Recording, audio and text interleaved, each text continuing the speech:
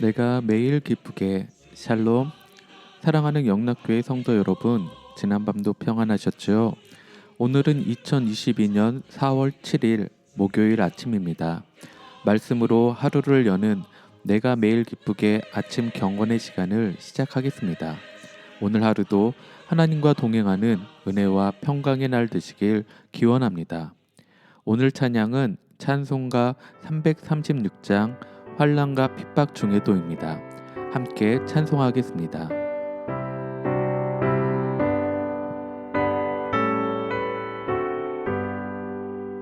환난과 핍박 중에도 성도는 신앙 지켰네.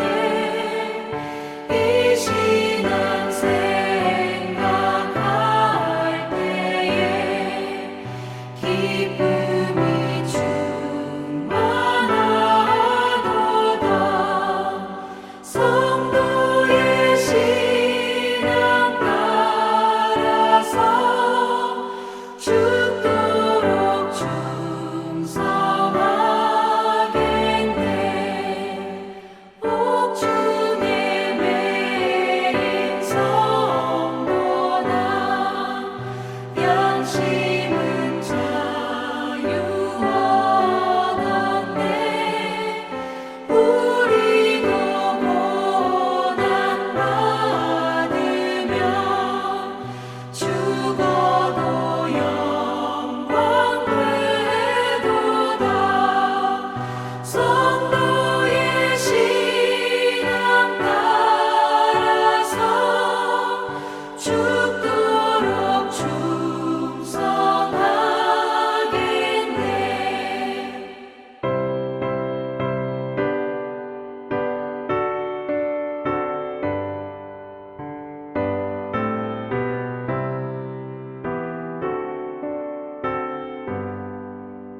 성도의 신앙 본받아 원수도 사랑하겠네. 인자한 언어 행실로 이 신앙 전파하리라. 성도의 신앙 따라서 죽도록 충성하겠네. 아멘.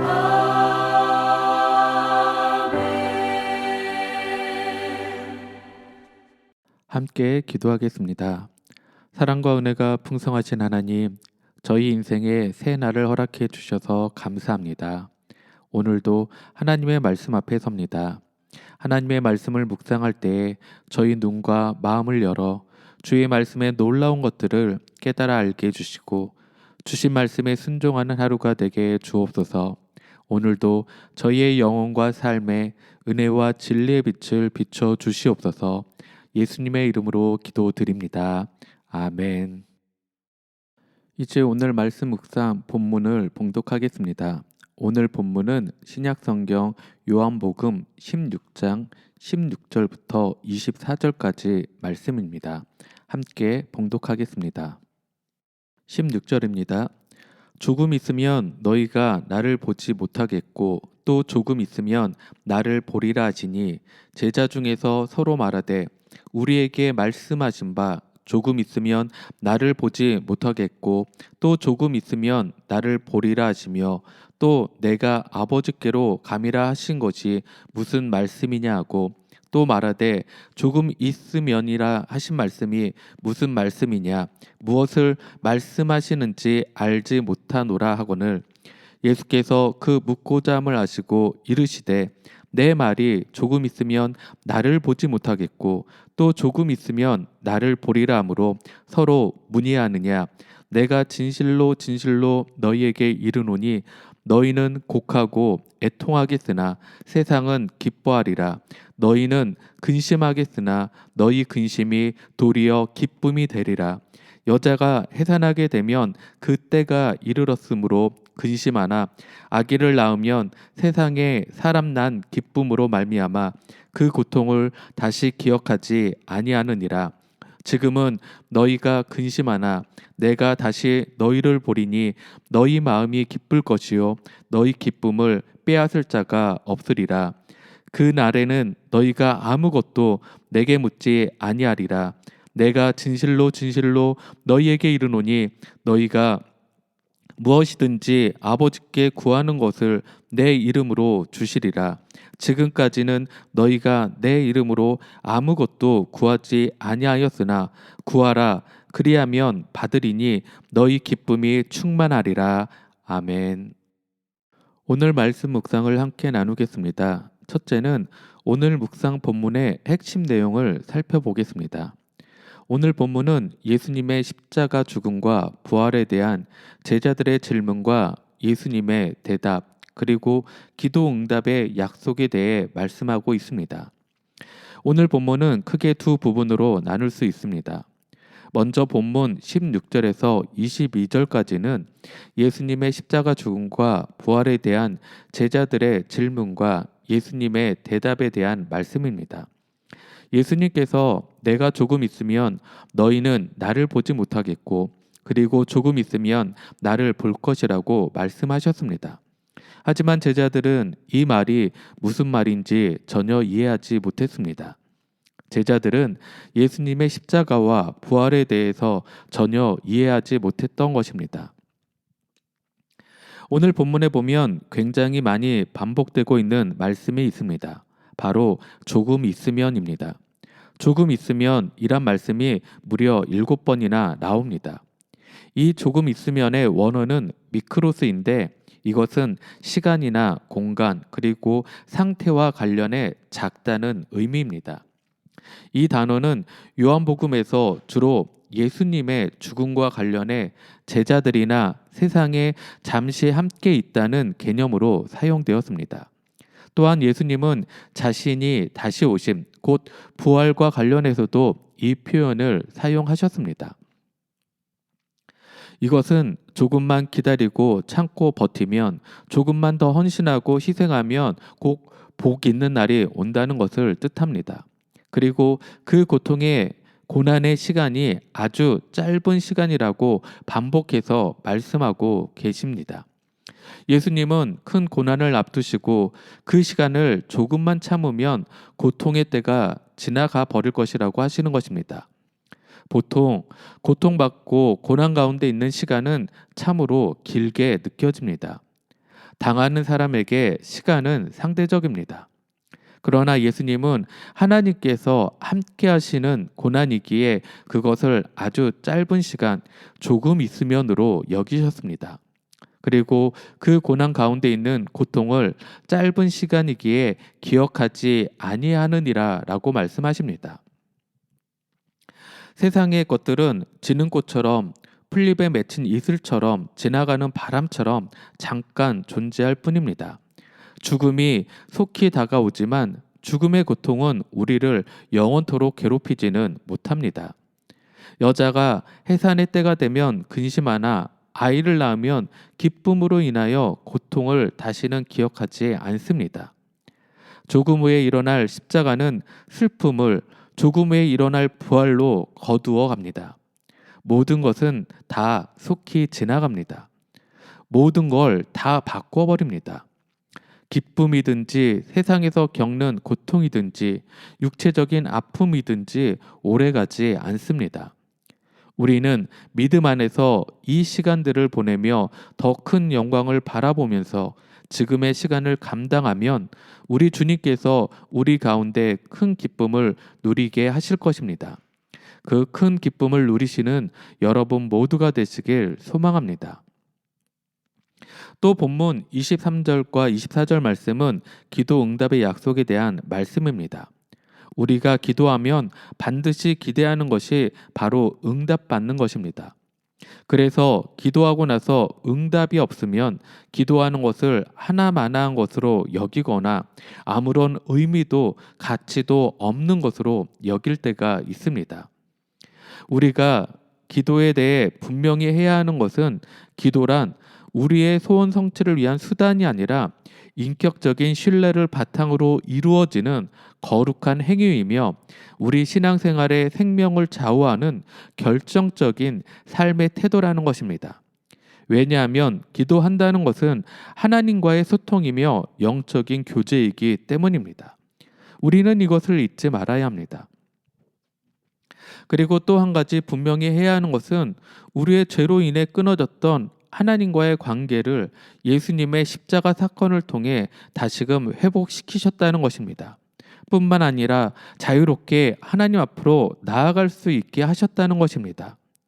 오늘 말씀에서 말하는 그날은 부활의 날을 가리킵니다. 그러나 그 날은 단순히 부활의 날 하루만 가리키는 것은 아닙니다. 예수님의 부활은 새로운 시대를 여는 시작점입니다.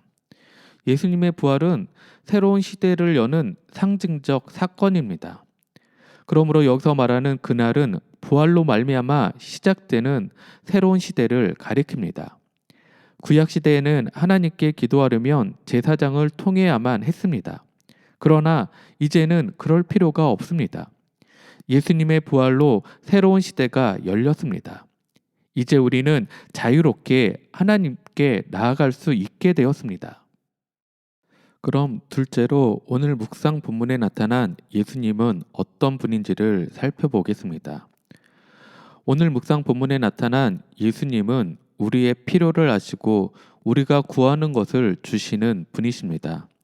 오늘 본문 23절 말씀을 읽겠습니다. 그 날에는 너희가 아무것도 내게 묻지 아니하리라. 내가 진실로 진실로 너희에게 이르노니 너희가 무엇이든지 아버지께 구하는 것을 내 이름으로 주시리라. 아멘. 예수님은 무엇이든지 구하는 것을 주신다고 말씀하셨습니다. 그것은 우리의 기도의 영역은 끝이 없다는 것입니다.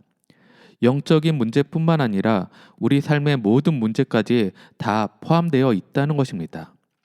아주 작은 문제부터 큰 문제들까지 제한이 없다는 것입니다.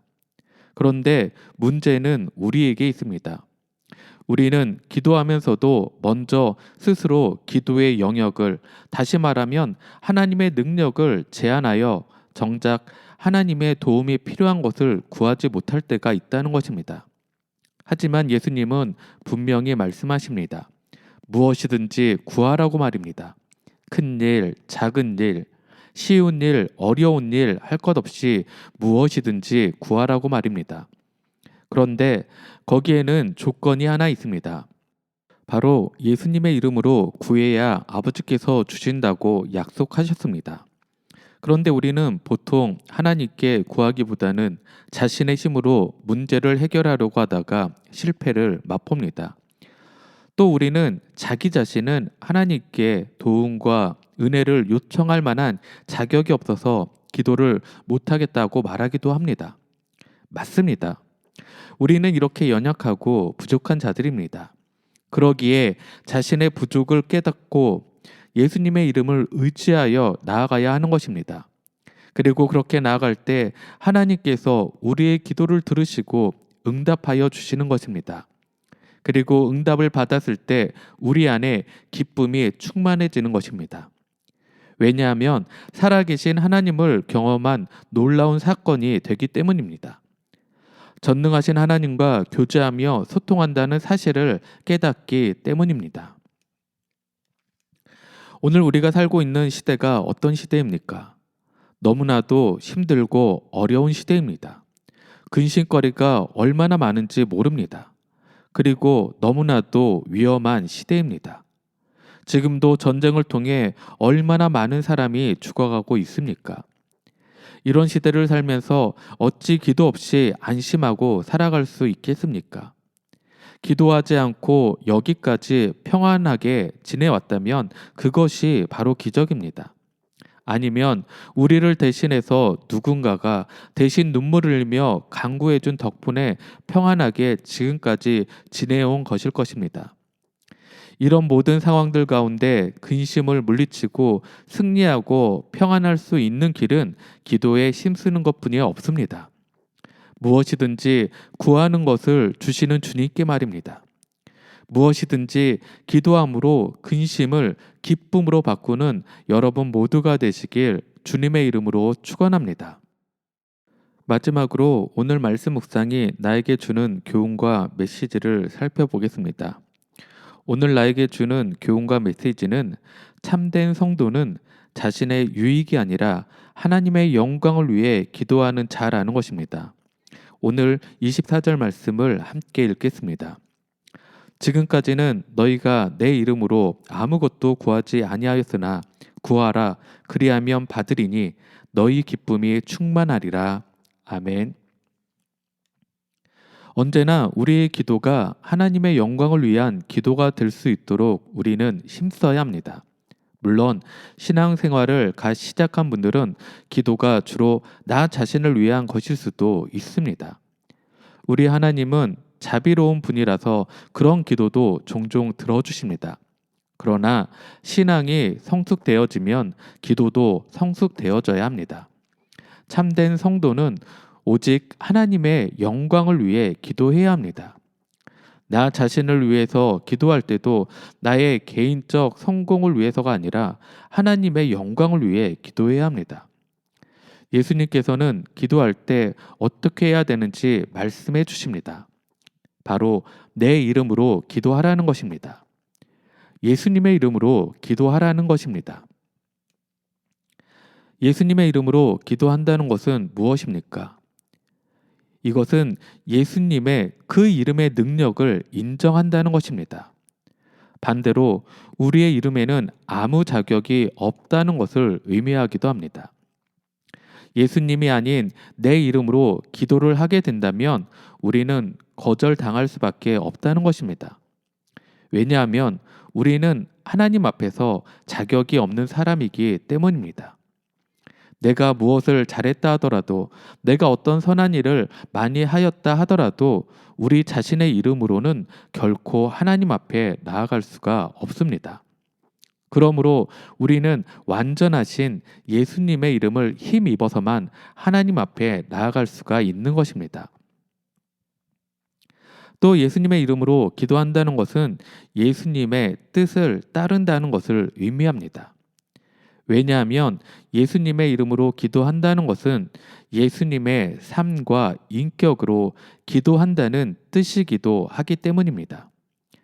우리 예수님의 삶은 온전히 하나님의 영광을 위하여 드려진 삶이었습니다. 그러기에 예수님의 이름으로 기도한다는 것은 하나님의 영광을 위해 기도한다는 것입니다. 다시 말하면 우리의 기도가 단순히 주문을 외우듯이 말로만 예수님의 이름으로 기도한다는 말을 하라는 것이 아닙니다.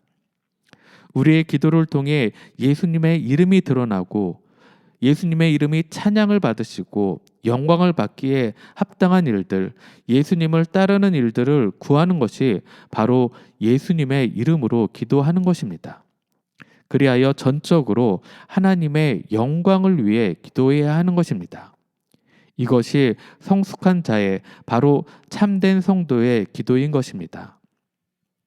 오늘 이 시간에도 예수님의 이름으로 기도함으로 하나님께 영광 돌리며 하나님의 임재를 경험하며 기도 응답의 은혜를 함께 경험하는 우리 모두가 되기를 주님의 이름으로 축원합니다. 함께 기도하겠습니다. 우리의 기도를 들으시고 응답하여 주시는 주님, 주님의 그 크신 사랑과 은혜에 감사드립니다. 우리는 너무나 부족하고 연약하여 늘 나 자신의 안위만을 위해 구하고 응답이 없으면 좌절하고 믿음 없는 모습으로 살아갈 때가 너무나 많습니다. 주님, 용서하여 주시옵소서. 우리의 기도가 우리의 삶이 온전히 하나님의 영광을 위해 살아가는 성숙한 자들이 될 수 있도록 주님 우리를 가르쳐 주시고 붙들어 주시옵소서. 무엇보다 이렇게 주님과 소통하며 교제할 수 있는 은혜 주심에 감사하고 우리에게 기쁨을 주시는 주님의 그 사랑에 감사하며 살아가는 저희 삶이 되게 하여 주시옵소서. 지금 어려움을 겪고 있다면 그것은 금방 지나갈 일임을 기억하게 하시고 그 후에 근심이 기쁨으로 변하는 그 은혜를 누리며 사는 저희 삶이 되게 하여 주시옵소서.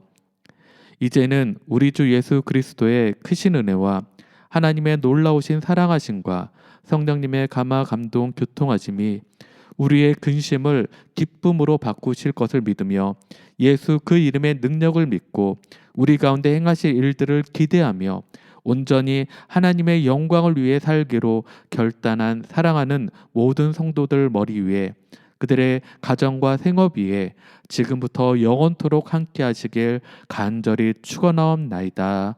아멘. 찬양이 연주되는 동안 오늘 주신 말씀과 기도 제목을 가지고 믿음으로 함께 기도하겠습니다. 첫째는 오늘 하루도 예수님의 그 이름에 큰 능력이 있음을 믿고 우리 가운데 어렵고 힘든 일이 있을 때 금방 지나갈 일임을 믿고 더욱 주님 앞에 나아가 주님을 바라보고 예수님의 그 이름의 능력을 의지하고 기도하는 우리의 삶이 되게 해달라고 함께 기도하겠습니다.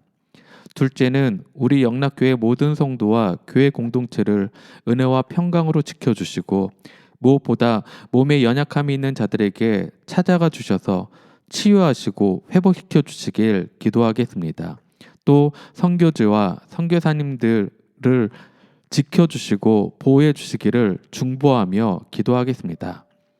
마지막으로 올 한 해도 나와 가족과 부모 형제들이 하나님을 잘 경외하며 믿음의 삶 잘 경주할 수 있도록 5분 이상 함께 중보하며 기도하겠습니다.